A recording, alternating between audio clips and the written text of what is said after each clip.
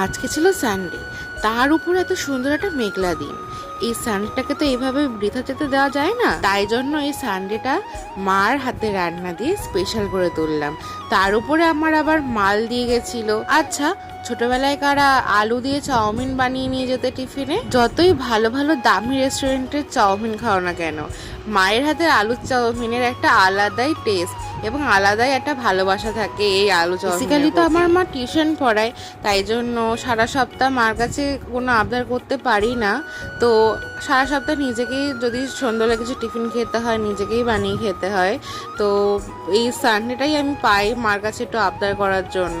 তাই জন্য মার কাছে আবদার করলাম, আজকে একটু আলু দিয়ে চাউমিন রান্না করো, আমি আমার ইউটিউবের ফ্যামিলির সাথে শেয়ার করব তোমার হাতে আলু দিয়ে চাউমিন রান্না করাটা। কথা শুনেই তো মা সবকিছু রেডি করে বসে পড়লো, আর আমাকে ডাক দিল যে আয় চাউমিন রান্না করা আমি শুরু করছি, তুই তোর বন্ধুদের সাথে শেয়ার। জানো তো, যখন আমি ভিডিও শ্যুট করি, কোনো জায়গায় যদি আমি ভুলে যাই ভিডিও শ্যুট করতে, সেই জায়গায় আমার মা আমাকে বলে দেয় যে এই জায়গাটা ভিডিও শ্যুট কর, সবাইকে দেখা।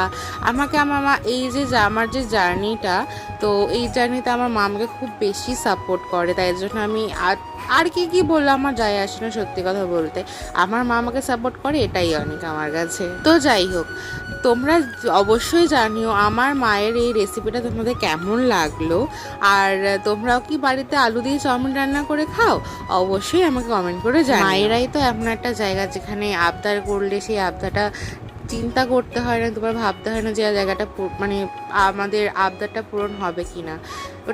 ওটা পূরণ হবে, এটা সিওরিটি নিয়ে আমরা আবদারটা করি, তাই না? দেখেছো তো, কথা বলতে বলতে আমাদের চাউমিন রান্না করাও হয়ে গেছে। আর দেরি সহ্য হচ্ছে না, এবার মাকে বলি একটা প্লেটে করে সুন্দর করে সাজিয়ে আমাকে দিতে, আর আমি খেয়ে তোমাদেরকে রিভিউ দিই যে কেমন হয়েছে আমার এই আলু দিয়ে চাউমিন রান্না করাটা মায়ের হাতে। এই বলা সেই কাজ, দেখেছো মা কি সুন্দর করে ভিডিও করার জন্য প্লেটটা সাজিয়ে দিয়েছে। আজকের মতো এইটুকুনি, আসছি তবে, রাধে রাধে।